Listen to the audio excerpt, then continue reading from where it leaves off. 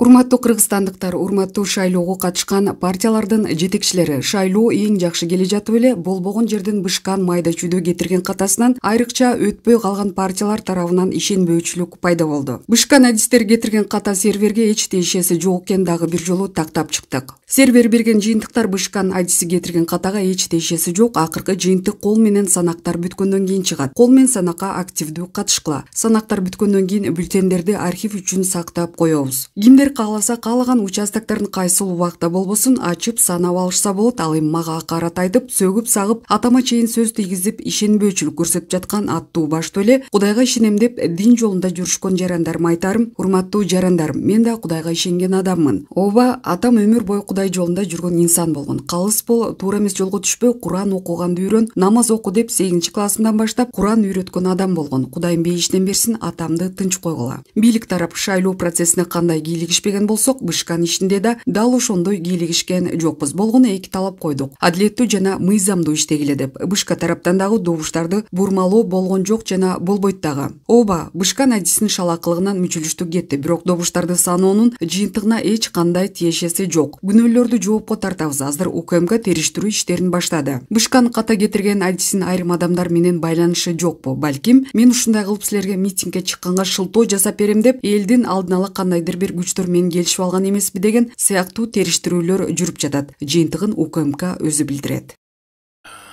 Добрый день, уважаемые дамы и господа.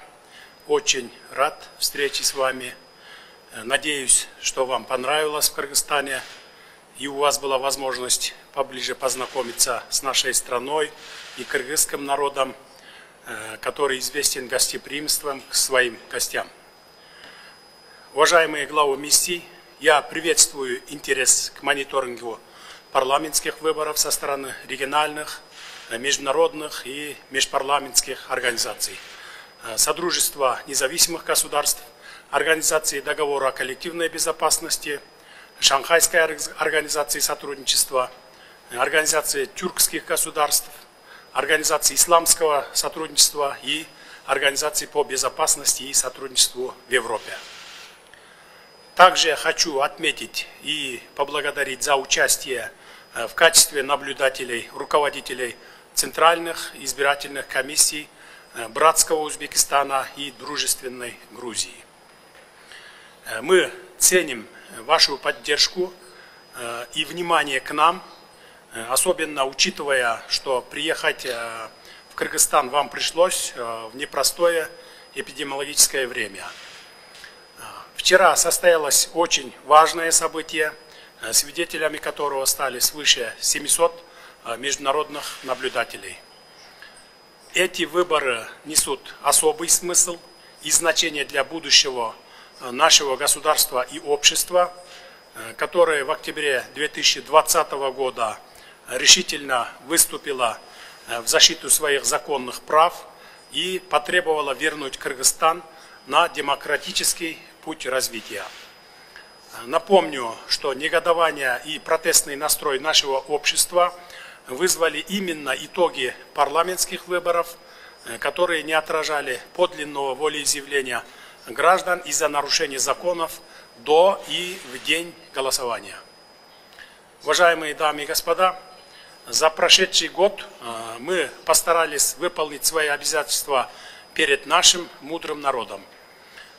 Осуществлены важные общественно значимые мероприятия, призванные вернуть все политические процессы в конституционно-правовое поле, способствовать поступательному социально-экономическому развитию, укреплению общенационального единства и доверия общества к новой власти.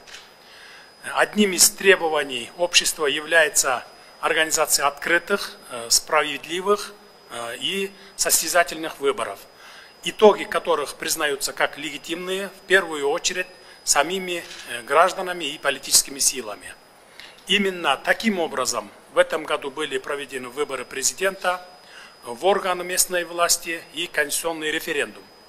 Напомню, что эти мероприятия были хорошо оценены международным сообществом.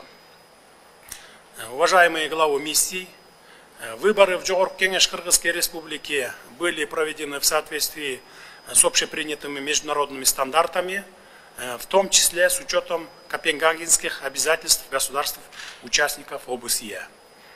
Новый созыв парламента избран по новой пропорционально-мажоритарной системе.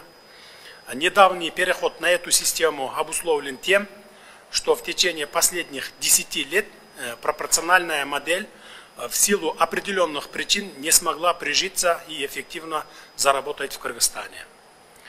Эти выборы стали одними из самых конкурентных и равных с точки зрения условий участия. В выборной гонке участвовали 21 политическая партия и почти 300 кандидатов по одномандатным округам.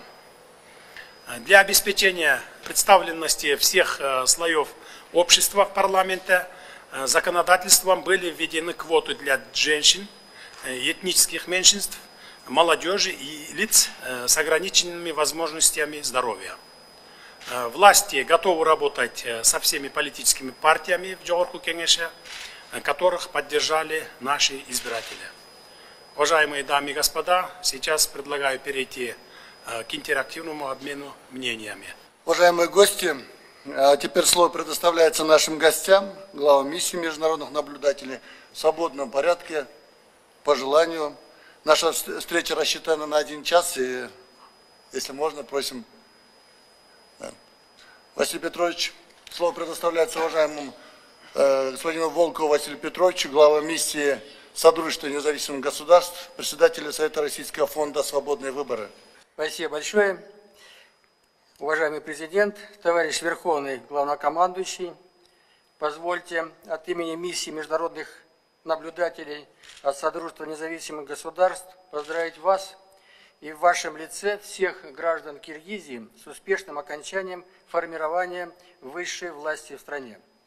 Избранием в январе 2021 года президента страны и сейчас избранием высшего законодательного органа Жогорку Кенеше прошло всего лишь 1 год, даже меньше. Но сделано очень много. Мне в январе 2021 года также было поручено возглавить миссию от СНГ по наблюдению за выборами президента Республики Кыргызстан. И я могу, так сказать, сделать выводы и какие-то заключения лично на основе своих впечатлений и наблюдений и тех выборов, и этих.